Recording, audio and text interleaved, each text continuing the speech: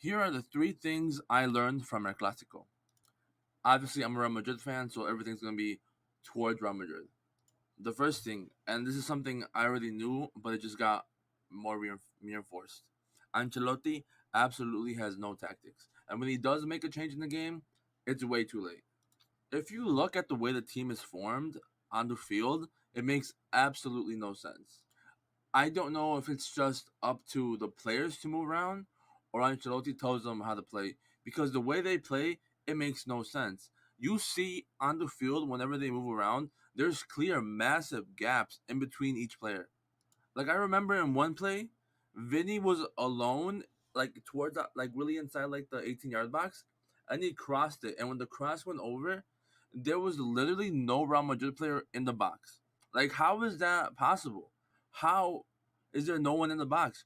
Vinny does a play and he crosses it to no one, and that's not Vinny's fault. Vinny just crossed it, assuming someone was going to be there, but there was no one there. Benzema was like outside the 18-yard box.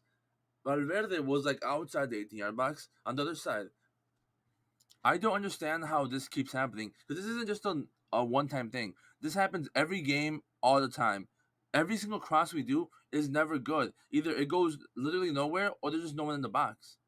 When it comes to the substitutes, they're always made so late. Even though Real Madrid had a 1-0 lead and then a 1-1 tie, there was clear indication that Real Madrid needed to make a sub. They were just getting overran. So the subs needed to come on way earlier, but they came on like in the last 15 minutes. And obviously, even though they scored a goal in the last 15 minutes and Real Madrid lost, the team looked overall better in those last minutes than they did all game. Tchouaméni, Ceballos, and Asensio really changed the game, and they should have been out earlier. I argue that Tchouaméni should have started this game. Second thing I learned: Benzema is not the same player he was last season. Look, I love Benzema. Benzema has been that guy for this team for a long time. Ever since Ronaldo left, he has been this team spear. When that guy should have been Hazard, Hazard didn't do what was expected of him, and Benzema stepped up and became that dude. However, it has to be said, this guy has not been the same this season. It could be because of injuries, it could be because he's tired, but he's just not the same person he was last season, at least. Benzema has always been an attacker who likes to drop down and help the team build up forward. However, this season, he just when he drops down, he just doesn't go back up. I stated in my last bullet point, there's no one in the box like ever. So every time we cross it, there's no one there. Every time Vinny needs someone for help, there's no one there. Benzema just hasn't been stepping up as much as he should. He usually just he's playing more like a center forward slash attacking mid, not as a striker. And this team needs a striker. He's still working his magic.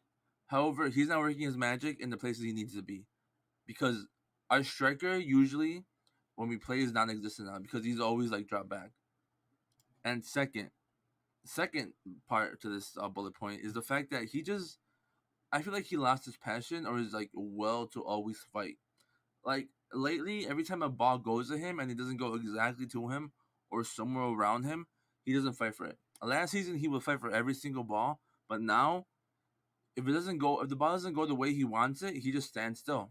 And it happens multiple times, especially during this game against Barcelona. It happened a lot. And I hate critiquing him because he has done so much for this team, but it has to be said, that fight he had last season just doesn't seem to be there. Like I said, it could be because he's tired, or maybe he just won the Ballon d'Or and he just thinks he achieved everything. But I feel like it's because he's tired. I don't know, but he needs to regain his form because we need him. We need someone like him to score goals, or at least help Vinny. And the third thing I learned was that Carvajal needs to go. Like he needs to go. He cannot be a part of this team anymore. I love Carvajal. He has been at his best. He was the best right back in the world, and I don't even think that's debatable. However, he has just been dipping in form constantly over the past few seasons, and now it's gotten to a point where I argue he is the worst player in the squad. Worst player that plays, I would say. Worst player that plays because obviously like Mariano and Odriozola, but they don't play. But he's the worst player that plays. He lost his pace. He goes up a lot. Like he was always a right back that would go up, but now he goes up and he loses the ball or he does a bad pass. And that's almost every play. At least that's what it seems, right? But overall he makes a lot of mistakes. For instance, in the Barcelona winning goal, he went up did a horrible pass, and then we got countered and lost and score and they conceded and lost. Obviously, his peak he was the best, but now after all the injuries he's had, obviously he became injury prone. He lost a lot of the attributes that made him really good.